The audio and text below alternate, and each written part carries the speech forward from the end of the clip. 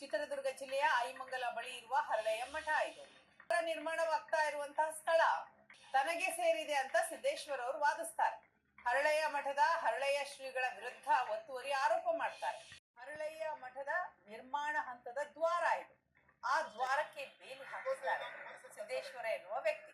ದಲಿತ ಮಠ ಎಂಬ ಕಾರಣಕ್ಕೆ ಇಲ್ಲದ ವಿವಾದವನ್ನ ಸೃಷ್ಟಿ ಮಾಡ್ತಾ ಇದ್ದಾರೆ. ಹಣಕ್ಕಾಗಿ ಬ್ಲಾಕ್ ಮೇಲ್ ಮಾಡ್ತಿದ್ದಾರೆ ಅನ್ನೋದು ಹರಳೆಯ ಶ್ರೀಗಳ ಆಕ್ರೋಶ. ನಮಸ್ತೆ ಸಿದ್ದೇಶ್ವರ. ನಮಸ್ತೆ. ಒಬ್ಬ ಜನಸಾಮಾನ್ಯನಾಗಿ ಈ ಮಾಧ್ಯಮದ ವರದಿಗಳನ್ನೆಲ್ಲ ನೋಡಿದ್ಮೇಲೆ ಎಲ್ಲೋ ನೀವೇ ಒತ್ತುವರಿ ಆರೋಪ ಮಾಡ್ತಿದ್ದೀರಾ ಅಂತ ಅನ್ಸೋದು ಸಹಜ. ಇದ್ರ ಬಗ್ಗೆ ಏನ್ ಹೇಳ್ತೀರಾ?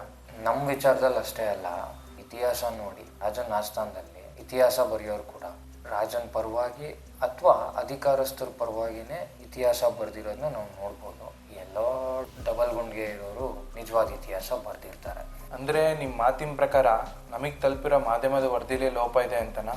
100ಕ್ಕೆ 1000% ಮಾಧ್ಯಮ ವರದಿಲಿ ಲೋಪ ಇದೆ. ಅವರು ಅರ್ಧ ಸತ್ಯ ಅರ್ಧ ಸುಳ್ಳು ಎರಡು ಸೇರಿಸಿ ಪ್ರಸಾರ ಮಾಡಿದ್ದಾರೆ. ಅದು ಕೆಲವು ಫ್ಯಾಕ್ಟರ್ಸ್ ಮೇಲೆ ಡಿಪೆಂಡ್ ಆಗುತ್ತೆ. ರಿಪೋರ್ಟರ್ಗಳು ಹೇಗಿರ್ತಾರೆ, ಹೇಗೆ ಕೆಲಸ ಮಾಡ್ತಾರೆ, ಫೇವರಿಸಮ್ ಇರುತ್ತಾ, ನಂತರ ಸೈಕಾಲಜಿಕಲ್ ಆಸ್ಪೆಕ್ಟ್. ಈಗ ನೋಡಿ, ನೀವು first impression is the best impression. ಈಗ ಅವರು ಏನು ತೋರಿಸಿದ್ದಾರೆ ಅದನ್ನ ನೋಡಿದ ಜನಕ್ಕೆ ಈ ಥರ ಅನ್ಸೋದು ಸಹಜ. ಏನಿದು ಗೊಂದಲಗಳು? ಇಲ್ಲಿಂದ ಶುರುವಾಯಿತು, ಏನಕ್ಕೆ ಶುರುವಾಯಿತು, ಯಾತಕ್ಕೆ ಶುರುವಾಯಿತು? ನೋಡಿ, ನಮ್ಮ ಜಮೀನಿರೋದು ಚಿತ್ರದುರ್ಗ ಜಿಲ್ಲೆ ಹಿರಿಯೂರು ತಾಲೂಕು ಐಮಂಗಲ ಹೋಬಳಿ.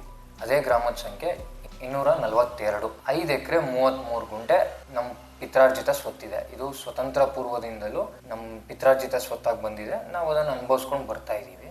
ಈಗ ಕೆಲವು ವರ್ಷಗಳ ಹಿಂದೆ ನಮ್ಮ ಜಮೀನು ಪಕ್ಕದಲ್ಲಿರುವ ಇನ್ನೊಂದು ಜಮೀನು 2 ಎಕರೆ 11 ಗುಂಟೆನ ಇವರು ಹರಳೆಯ ಮಠದವರು ಖರೀದಿ ಮಾಡಿ ಅಲ್ಲಿ ಮಠ ಕಟ್ಲಿಕ್ಕೆ ಶುರು ಮಾಡಿದ್ದಾರೆ. ಅವರು ಖರೀದಿ ಮಾಡ್ಬೇಕಾದ್ರೆ ನಕಾಶೆಯಲ್ಲಿ ಆ ಮೇನ್ ರೋಡಿಂದ ಇವ್ರಿಗೆ ರಸ್ತೆ ಇದೆಯಾ ಇಲ್ವಾ ಅಂತ ಕರೆಕ್ಟಾಗಿ ನೋಡ್ಕೊಂಡಿಲ್ಲ. ಬೇರೆಯವ್ರದ್ದು ಒಂದು ಕಾಲಾದಿ ಇತ್ತು, ಅದೇ ರಸ್ತೆಯಲ್ಲಿ ಓಡಾಡ್ಕೊಂಡು ಇದ್ರು ಅವರು. ನಂತರ ಅವರು ಮೇನ್ ರೋಡ್ಗೆ ಮತ್ತು ಇವ್ರ ಪ್ರಾಪರ್ಟಿಗೆ ದೊಡ್ಡದಾಗಿ ರೋಡ್ ಮಾಡಿಸ್ಕೊಳ್ಲಿಕ್ಕೆ ಅವ್ರ ಪಕ್ಕದಲ್ಲಿ ಇನ್ನೊಂದು ಹೊಲ ಇತ್ತು.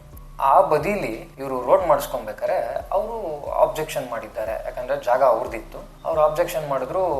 ಇವರು ಆಮೇಲೆ ನಕಾಶೆ ತೆಗೆಸಿ ಎಲ್ಲ ನೋಡಿದಾಗ ಇವ್ರಿಗೆ ರೋಡ್ ಇಲ್ಲ ಅಂತ ಗೊತ್ತಾಗಿದೆ. ಆ್ಯಕ್ಚುಲಿ ಹೇಳಬೇಕಂದ್ರೆ ಮೇನ್ ರೋಡಿಂದ ಮಠಕ್ಕೆ ದಾರಿನೇ ಇಲ್ಲ. ಇವ್ರಿಗಿರೋ ರೋಡ್ ಯಾವುದು ಅಂದರೆ ಮಡಿದೇವಗೆರೆಯಿಂದ ಹಳ್ಳಿಕಟ್ಟೆಗೆ ಒಂದು ಕಾಲಾದಿ ಹೋಗುತ್ತೆ.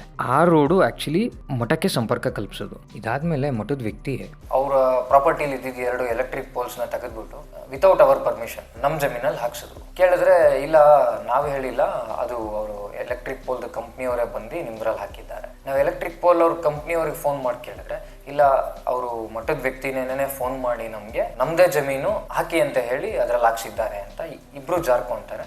ನಮ್ಗೇನೋ ಅದರಲ್ಲಿ ಕಂಪನ್ಸೇಷನ್ ಕೂಡ ಸಿಕ್ಕಿಲ್ಲ. ಅದು ಹಾಗೇ ಇದೆ, ಈಗಲೂ ಕೂಡ ನಮ್ಮ ಹೊಲದ ಬದಿಯಲ್ಲಿ ಹಾಗೇ ಇದೆ. ನಂತರ ಅವರು ಒಂದು ಸೆಕ್ಯೂರಿಟಿ ಹೌಸ್ ಕಟ್ಕೊಂಡ್ರು. ಈಗ ಒತ್ತುವರಿ ಆಗಿರೋ ಜಾಗದಲ್ಲೇ ಅದನ್ನ ಕಟ್ಕೊಂಡಿದ್ದು. ನಾವು ಅವಾಗ ಬಂದು ತಡೆದಾಗ ಏನಿಲ್ಲ ಸರ್, ಜಸ್ಟು ಸಿಮೆಂಟ್ ಇಟ್ಗೆ ಇಡ್ತೀವಿ, ಮೇಲೆ ಶೀಟ್ ಹಾಕೊಂತೀವಿ, ಸೆಕ್ಯೂರಿಟಿನ ಅಲ್ಲಿ ಇಡ್ತೀವಿ, ಯಾಕಂದ್ರೆ ನಮ್ದು ಮೆಟೀರಿಯಲ್ಸ್ ಎಲ್ಲ ಭಾಳ ಇರುತ್ತೆ, ಕಳ್ತನ ಆಗುತ್ತೆ, ನಮ್ದು ವರ್ಕ್ ಆಗಿದ ತಕ್ಷಣ ತೆಗೆದ್ಬಿಡ್ತೀವಿ ಅಂದ್ರು. ಸರಿ ಆಯ್ತು, ನಾವು ಈ ತರ ಮಾಡ್ತಾರೆ ಅಂತ ನಮ್ಗೇನು ಗೊತ್ತಿರ್ಲಿಲ್ವಲ್ಲ, ತೆಗಿತಾರೆ ಅಂತ ಹೇಳಿ ನಾವು ಸುಮ್ಮನಾದ್ವಿ. ಬಟ್ 3ನೇ ಸಲ ಇವರು ಈಗ ಒತ್ತುವರಿ ಆಗಿರೋ ಜಾಗದಲ್ಲಿ ಪಿಲ್ಲರ್ ಹಾಕ್ಲಿಕ್ಕೆ ಶುರು ಮಾಡಿದ್ರು. ಆಗ ನಾವು ಕಡಾಖಂಡಿತವಾಗಿ ಅದನ್ನ ಸ್ಟಾಪ್ ಮಾಡಿಸಿದ್ವಿ. ಇಲ್ಲ, ನಮ್ಗದು ನಮ್ಮದೇ ಜಾಗ, ನೀವು ಅಲ್ಲಿ ಪಿಲ್ಲರ್ ಹಾಕಬೇಡಿ ಅಂತ. ಆಗ ಅವರು ಆಲ್ಮೋಸ್ಟ್ ಸ್ವಲ್ಪ ಪಿಲ್ಲರ್ ಹಾಕೊಂಡಿದ್ರು. ಈಗ ನಮ್ದು ಜಮೀನಿಂದ ಮನೆಗೆ 10 ಕಿಲೋಮೀಟರ್ ಆಗುತ್ತೆ. ಸೊ ನಾವು ಅವಾಗ ಅಲ್ಲಿ ಜಮೀನ್ ಹತ್ರ ಹೋಗ್ತಾ ಇರ್ತೀವಿ. ಬೆಳೆ ಇಲ್ಲದೆ ಇರೋ ಟೈಮಲ್ಲಿ ಇವ್ರು ಪಿಲ್ಲರ್ ಹಾಕೊಂಡಿದ್ದು. ಸ್ವಲ್ಪ ನಮ್ಗೆ ಯಾರೋ ಹಿಂಗೆ ತಿಳಿಸಿದಾಗ ನಾವು ಹೋಗಿ ಅದನ್ನ ತಡೆದಿದ್ದು. ಅವರು ಅವಾಗ ಮಠದ ವ್ಯಕ್ತಿ ಏನ್ ಹೇಳಿದ್ರು ಅಂದ್ರೆ, ನೋಡಿ, ಅಳಿಸಿ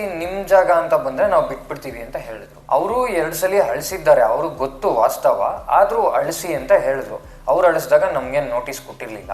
ನಮ್ಮ ತಂದೆಯವರು ಫಸ್ಟ್ ಪ್ರೈವೇಟ್ ಸರ್ವೆ ಅವ್ರನ್ನ ಕರೆಸಿ ನಾವು ಅಳಿಸಿದ ನಂತರ ಪಿಲ್ಲರ್ ಜಾಗ ನಮ್ದ್ರಲ್ಲೇ ಇದೆ, ಅದಕ್ಕೆ ಸೇರಿಸ್ಕೊಂಡು ಇನ್ನೊಂದು ಸ್ವಲ್ಪ ಜಾಗ ನಮ್ದ್ರಲ್ಲೇ ಇದೆ ಅಂತ ಹೇಳಿ ಪ್ರೈವೇಟ್ ಸರ್ವೆ ಅವರು ಹೇಳಿದ್ರು.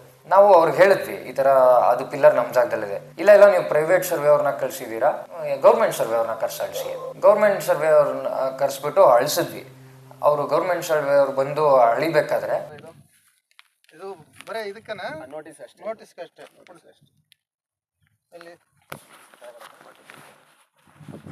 ಅವರು ಲಾಸ್ಟ್ನೇ ಪಾಯಿಂಟ್ ಸುತ್ತಲೂ ಹೊಲ ಅಳೆದ್ಬಿಟ್ಟು ಲಾಸ್ಟಿಗೆ ಒಂದು ಪಾಯಿಂಟ್ ಮಾಡಿದ್ರು. ಆ ಪಾಯಿಂಟ್ ಇಂದ ಅಳೆದಾಗ ಆ ಪಿಲ್ಲರ್ನ ಸೇರಿಸಿ ಇನ್ನೂ ಒಂದು 20 ಅಡಿಯಷ್ಟು ಜಾಗ ನಮ್ದ್ರಲ್ಲೇ ಬಂದಿತ್ತು. ಆಗ ಇವರು ಮಠದ ವ್ಯಕ್ತಿಯವರು ಇಮಿಡಿಯೇಟು ಯಾರಿಗೋ ಕಾಲ್ ಮಾಡಿಸಿ ಹೇಳಿ ಕೇಳಿಸ್ತೀನಿ. ಹಾಂ ಸರ್ ಈಗ ಸರ್ವೆ ಮಾಡಲಿ ಬಿಡಿ ಸರ್, ಮಾತು ಯಾಕೆ? ಸರ್ವೆ ಮಾಡಿಬಿಟ್ರೆ ರೋಡ್ ಕೊಟ್ಟಿರೋದೆಲ್ಲ ಬಿಲ್ಕಂಗೆ ರೋಡ್ ಬದಲಾಯಿಸಕ್ಕೆ ಆಗಲ್ಲ.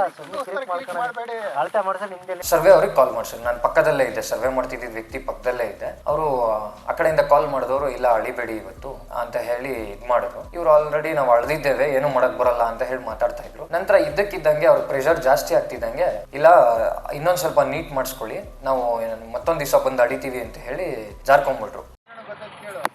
ಮೊದಲು ಅಲ್ಲ ಹೇಳು ಸರ್ ಈಗ ಮಾತಾಡೋದು ವೇಸ್ಟ್ ಸರ್, ಬಿಡಿ ಸರ್. ಈಗ ನೀವು ಅಳತೆ ಮಾಡಿ. ಅಲ್ಲ ಅನ್ನೋದು ನಾನು 27ಕ್ಕೆ ಬರ್ತೀನಿ, ಈಗ ಆಗಲ್ಲ.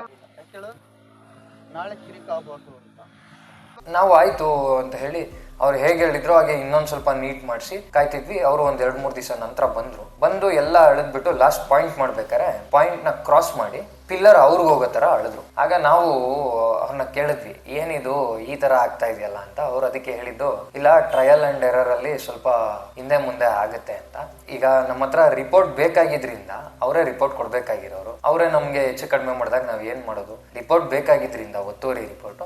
ಸರಿ ಆಯ್ತು, ಒಂದು 20 ಅಡಿ ನಮ್ದೇ ಕಡಿಮೆ ನೀವು ತೋರ್ಸಿದ್ರು ನಾವು ಅದನ್ನ ಫೈಟ್ ಮಾಡ್ಕೊಂತೀವಿ, ನೀವು ನಮಗೆ ರಿಪೋರ್ಟ್ ಕೊಡಿ ಅಂತ ಹೇಳಿ ರಿಪೋರ್ಟ್ ತೆಗೆಸ್ಕೊಂಡ್ವಿ. ಈಗ ನಮ್ಮ ಹತ್ರ ರಿಪೋರ್ಟ್ ಇದೆ.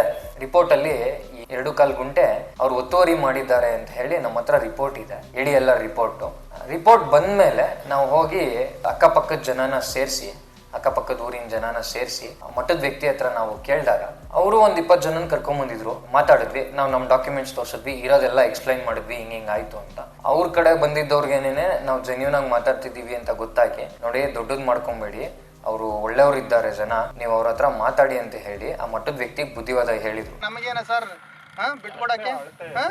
ಈಗ ನೀನ್ ಮಾಡ್ಸಿದ್ರೇನ್ ಬೇರೆ ಬರಲ್ಲ, ನಾನ್ ಮಾಡ್ಸಿದ್ರೇನ್ ಬೇರೆ ಅಲ್ಲ, ನಾನ್ ಮಾಡ್ಸಿದ್ರೇನ್ ಬೇರೆ ಬರಲ್ಲ. ನೀವು ಆರೋಪ ಮಾಡ್ತಿರೋದು ಸನ್ಯಾಸೋತ ತಗೊಂಡು ಎಲ್ಲ ತಿಳಿಸಿರೋ ಒಬ್ಬ ಸ್ವಾಮೀಜಿ ಮೇಲೆ ಅನ್ನೋದು ನಿಮ್ ಗಮನದಲ್ಲಿದ್ಯಾ? ನೋಡಿ, ನಾವು ಅವ್ರನ್ನ ನಮ್ಮ ತರಾನೇ ಮನುಷ್ಯರ ತರ ನೋಡ್ಬೇಕಾರೆ ಈ ತರ ನಮ್ಗೇನ್ ಸಮಸ್ಯೆ ಆಗಿರ್ಲಿಲ್ಲ. ಅವ್ರು ನಮ್ಮ ಮಠದ ವ್ಯಕ್ತಿ ತರ ನೋಡ್ಬೇಕಾರೇನೆ ನಮ್ಗೆ ಇಷ್ಟೊಂದೆಲ್ಲ ಸಮಸ್ಯೆ ಆಗಕ್ ಶುರುವಾಗಿರೋದು.